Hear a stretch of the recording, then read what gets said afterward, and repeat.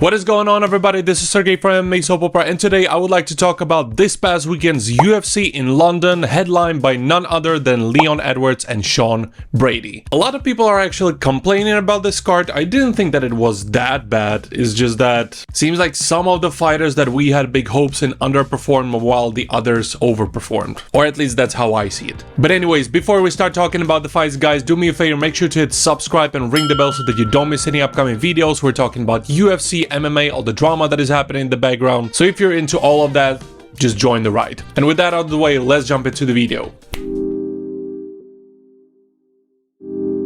So let's start from the top. Leon Edwards versus Sean Brady. I gotta be honest, I have to eat my words about Sean Brady because, or well, in my breakdown video, in the previous video, I was talking about Leon Edwards. I thought that when it comes to wrestling, he defeated Kamaru Usman and Colby Covington. I thought that those two guys are going to be better than Sean Brady. And I thought that Leon Edwards is much better striker. So I actually thought that Leon Edwards would have at least much better performance than he ended up having. But on the other hand, I also said that it's going to very much depend on where Leon Edwards is mentally because, well, what if Belal Muhammad totally broke him?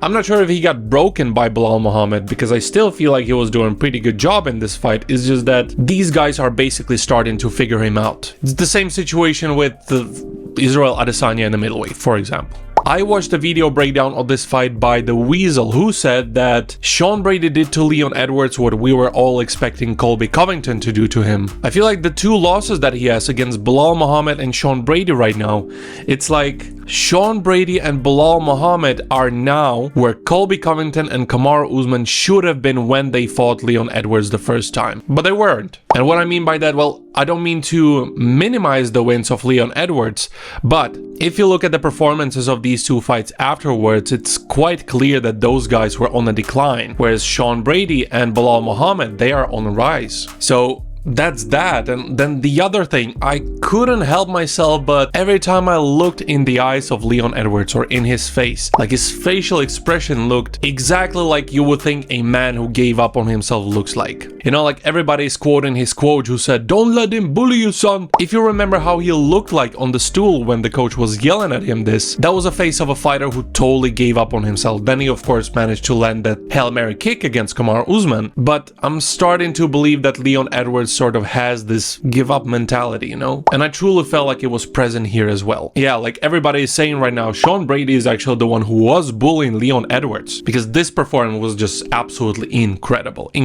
I'm not sure if Sean Brady should wait for the title fight. I would love to see him, for example, against Shavkat Rakhmonov. But considering that Shavkat Rakhmonov is hurt right now, maybe Ian Machado Gary, that could be a fun fight as well. And when it comes to Leon Edwards, I would actually love to see him against Ian Machado Gary as well. I mean, there is a possibility that that fight could end up being boring, but if these two guys would try to put it on each other, I think that we could have a cracker of the fight. Yeah, Sean Brady got the performance of the night. I think that this one was deserved. There's a couple of performances of the night on this card that I don't agree with, but we're gonna get to that.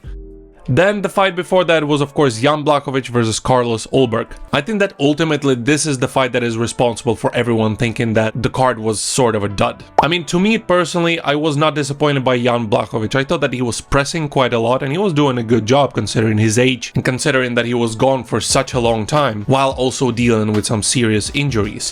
For me it was Carlos Ulberg who was kind of bland, to be honest. I didn't really get much from his performance and I can't really see him being a proper contender for the belt. You know, I would love to see him, for example, against Jiří Procházka. I think that the next fight that he's gonna have should be against the fighter that is gonna bring out the fight from him. And I do think that Jiří Procházka is just that guy. Either Jiří Procházka or, for example, Alexander Rakic. That could be a fun fight as well. When it comes to Jan Błachowicz, I'm not really sure. I'm afraid that he's gonna have to fight downwards, to be honest.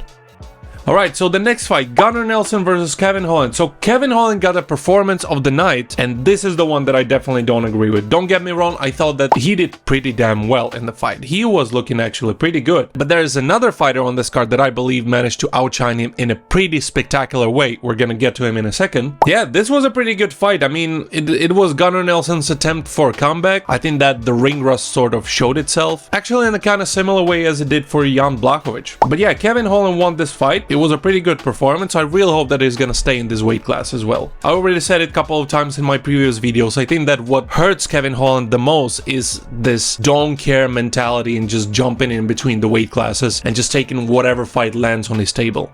Yeah, then the next fight, Molly McCann versus Alicia Tainara. I gotta be honest, this is the first time I was pronouncing that name, so it was a little bit of a challenge. I've never heard of her, but during her walkout, when they started saying that she's a submission artist, I was like, damn, that's not good. That's not a good stylistic match for Molly McCann.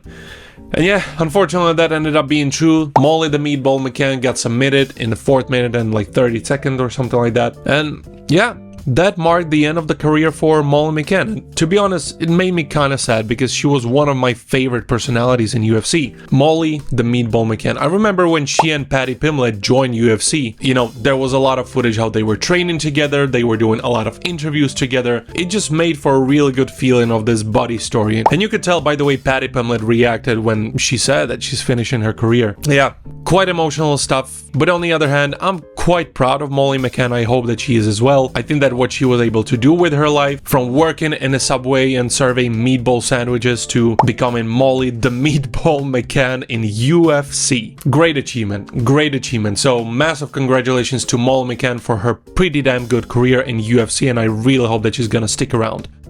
Jordan Vucenic versus Chris Duncan. This was a pretty damn good fight. I thought that these guys were tough as hell. And Jordan Vucenic was looking pretty damn good. It's just that, well, unfortunately he got submitted. The Nathaniel Wood versus Morgan Charrier. I thought that overall that was a pretty good performance by Nathaniel Wood against a pretty damn good kickboxer. Morgan Charrier is a pretty good fighter. Then in the prelims, I'm not gonna go through every single fight, but I just want to lift up a couple of fights. First of all, Jay Herbert versus Chris Padilla.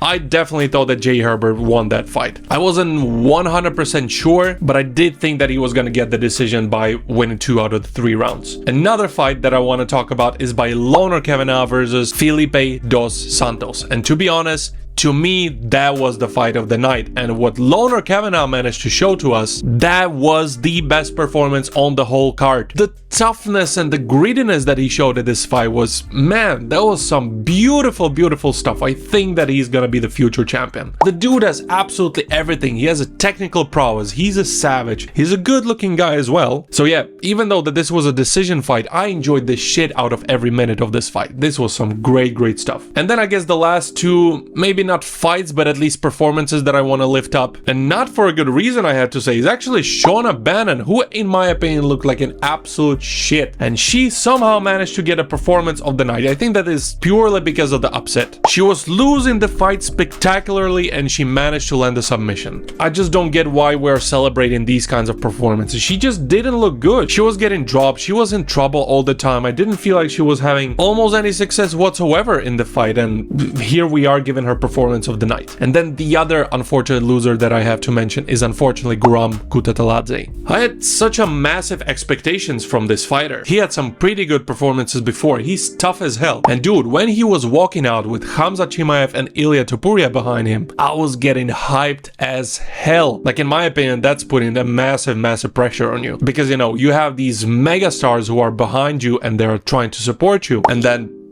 you do this, an absolute freaking dud of a performance. And yeah, I feel kind of bad for him. I was expecting, for example, like Khamzat Chimaev to leave in the middle of the 2nd round or something like that, because the dude got basically smoked by his opponent. Fernandez did a pretty good job in this fight. So yeah, that was the whole card. I would actually rate it something like 5 out of 10, maybe 4.5 out of 10. But what did you guys think? Let me know in the comment section down below. Which performance was your favorite performance of the night? What did you think about the card in general? And also, while you're gonna be there, don't forget to hit subscribe and ring the bell if you didn't do that before. That would help the channel immensely. Anyways, once again, thank you very much for watching, guys. This was Sergey from MMA Soap Opera. See you in the next video.